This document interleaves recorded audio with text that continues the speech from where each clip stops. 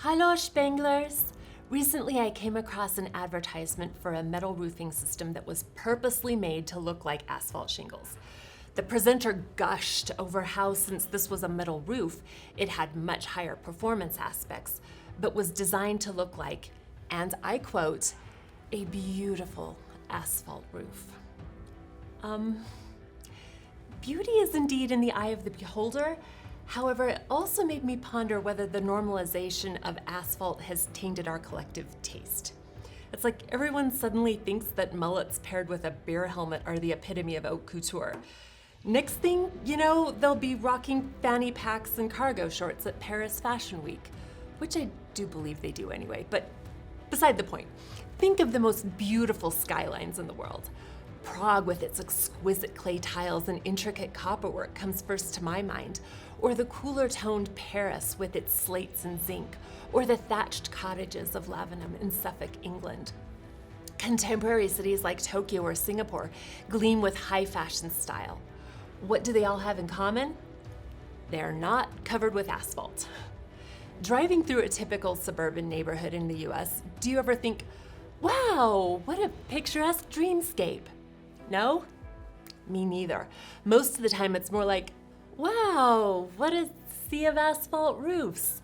Welcome to the great asphalt desert where the only thing hotter than the sun is the lack of creativity. Somebody, call the Queer Eye Guys stat. Our buildings need a makeover faster than you can say French tuck. Asphalt has many issues, but today, let's just focus on the cosmetic factors. How we present ourselves matters. Job interviews, first dates, client meetings, even how we dress and present ourselves at sporting events shows our commitment to our team.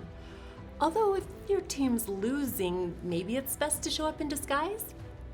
Nothing says dedicated fan like a fake mustache and a pair of oversized sunglasses.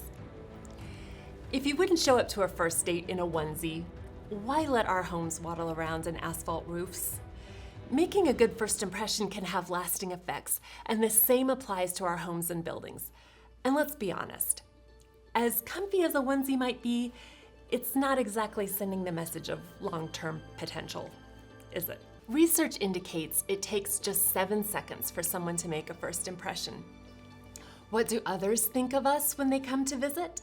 Cities that prioritize aesthetics like Barcelona often see higher civic pride and tourism. Have we as a society lowered our aesthetic standards to accept the mundane as beautiful? Asphalt is cheap. I get it. Housing prices are at an all-time high, and it's not my intent to appear tone-deaf on this issue. But there's an extraordinary cost to not taking aesthetics seriously. Countries like Germany reconcile initial costs with the bigger picture. Americans make 11.63% more than their German counterparts, yet Germans still manage to prioritize beauty and quality. Are we perhaps focusing on the wrong things? Ingrid Fattel-Lee's book, Joyful, cites numerous studies on how beauty shapes everything from health to productivity. Workers in beautiful environments are more alert and confident. Students in vibrant classrooms perform better. Patients with views of nature recover faster. Urban areas with more green spaces and beautiful buildings have lower crime rates. These findings highlight the profound impact of beauty. Are you guys familiar with the happiness index? Several economists prioritize the happiness index over GDP because focusing on happiness and well-being can lead to potentially larger economic benefits than widget production alone. And this is well studied. As Ingrid touched on, happier employees are about 12% more productive. Well-being is linked to lower healthcare costs, as happier populations tend to be healthier. Happier communities with strong social ties see lower crime rates, reducing costs related to law enforcement and legal proceedings. The connection between aesthetically pleasing environments and lower crime rates is well documented. The broken window theory suggests that maintaining and beautifying public spaces deters criminal activity. Beautiful, well-maintained areas have less crime and foster social cohesion. Our country faces a skilled trades crisis with up to 50% of workers set to retire in the next 5 to 10 years. People want to work in sectors that have esteem, not stigma. It's not that no one wants to work, it's that no one wants to work in a field that's in a race to the bottom.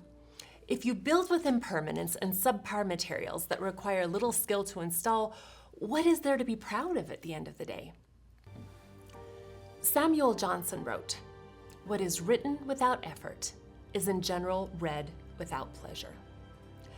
Beauty extends beyond individuals to entire societies. John Ruskin noted that the purest minds love color the most.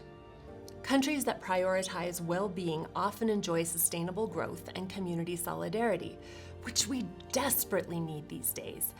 Beauty isn't political, it's a universal imperative. A well-known maxim in architecture states, "There's a deep human need for beauty, and if you ignore that need in architecture, your buildings will not endure." Sustainability matters.